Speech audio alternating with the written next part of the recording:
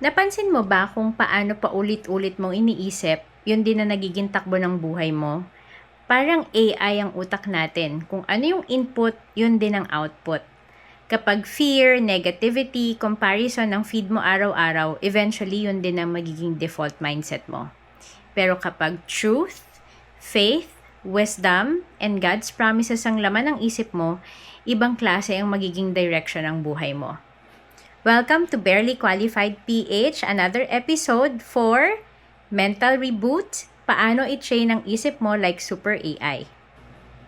The mind works like AI. Yung AI, it learns through repetition, patterns, and data input. Ganun din yung human mind. The brain adapts to what it repeatedly consumes. Yung mga thoughts natin, hindi siya random. Usually, product siya ng paulit-ulit nating pinapasok dun sa isip natin. Like kung ano yung kinokonsume natin sa social media, sa environment, sa mga conversations natin, yung music na pinapakinggan natin, yung mga content or podcast na pinapakinggan natin, lahat yan mental inputs. So, if you constantly feed your mind with fear, your brain becomes trained for fear. But if you feed it with truth and hope, your mind becomes stronger and calmer. For example, kapag puro toxic news at comparison sa social media ang umaga mo, mapapansin mo, madadrain ka agad. Pero kapag nagsimula ka sa prayer, sa worship, sa devotion, tsaka yung mga promises ni God, may peace kahit stressful yung araw natin. Why daily devotion is a kind of a mental reset.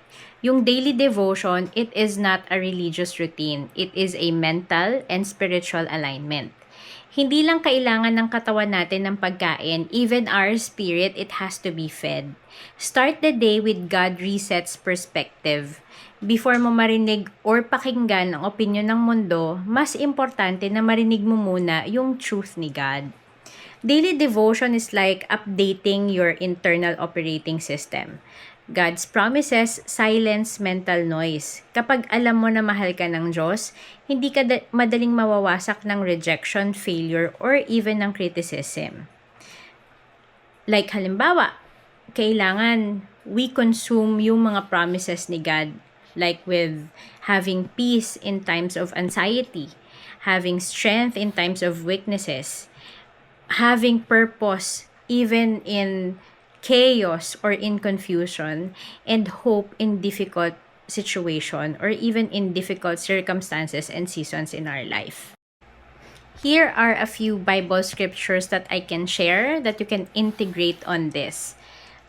First is Romans 12:2. Be transformed by the renewing of your mind, and as well as Proverbs 23:7. As a man thinks in his heart, so is he. This one is an important key element, knowing who the true God is. You cannot trust someone you don't know deeply.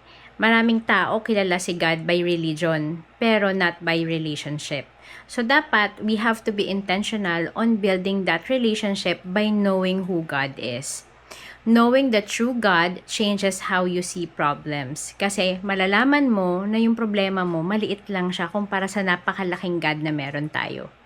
Kapag kilala mo kung sino ang Diyos, faithful, loving, sovereign, hindi ka basta nagpapanik. And I wanted you to understand that God, He is not just a concept. Hindi rin siya yung emergency contact natin kapag may problema.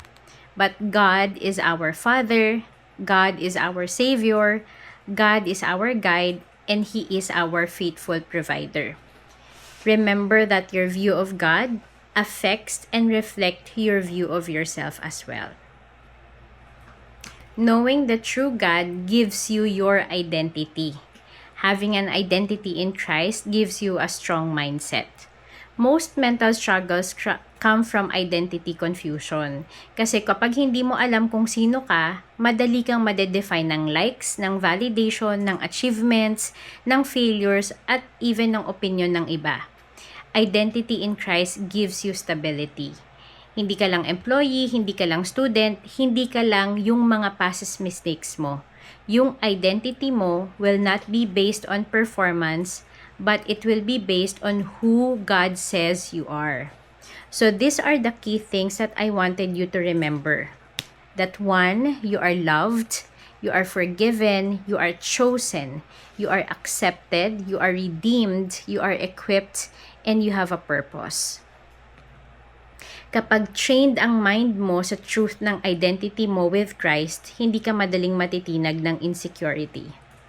And ano yung mga practical benefit nito? 'Di ba? You will have less anxiety, you'll have more confidence, you have better emotional control, you have stronger decision making, healthier relationships, and more resilience under pressure. Consistency. That's next. Rewiring the mind daily. Transformation will only happen through repetition. Hindi overnight ang mental reboot. Kahit AI hindi nagiging smart agad, trained yan daily. Same with renewing the mind spiritually and mentally. So what are the practical habits that we can incorporate? 1. Have a morning devotion. Always listen to worship music. Journaling God's promises, limiting toxic content, speaking life-giving words, healthy community, be part of it. Prayer before sleeping. Consistency beats intensity. What you repeatedly feed grows, and your mind listens to what you repeatedly say. And, of course, guard your mental feed. 'Di ba? Isipin mo, kung ikaw hindi ka nga kakain ng basura physically, bakit basura ang ipapakain mo sa isip mo? So be intentional with content, with conversations, with environment, and with entertainment. Not everything viral is healthy for your soul. Protecting your peace is a spiritual wisdom. Ito yung isang challenge question para sa atin. Ano ang mas madalas mong marinig? Fear ng mundo o promises ni God? Okay, let's review our key takeaways.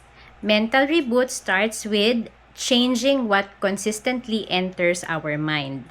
Train our mind with truth and not fear. Feed our spirit daily. Know God deeply, know your identity in Christ, and little by little, your life follows the direction of your strongest thoughts. Your mind can either become a battlefield or a place where God's truth builds strength, peace, and purpose. Thank you for being part of this episode by Barely Qualified PH, and I hope and pray for everyone's peace of mind, wisdom, renewed thinking, deeper relationship with God, confidence in your identity in Christ, and discipline to feed the mind with truth daily. If you have questions, if you have comments, if you have any thoughts at all with regard to this video, please comment down below. If this is something that actually helps you, I would appreciate your like and share it with your friends as well. And if you haven't done so, please subscribe to our channel. Thank you. See you again soon.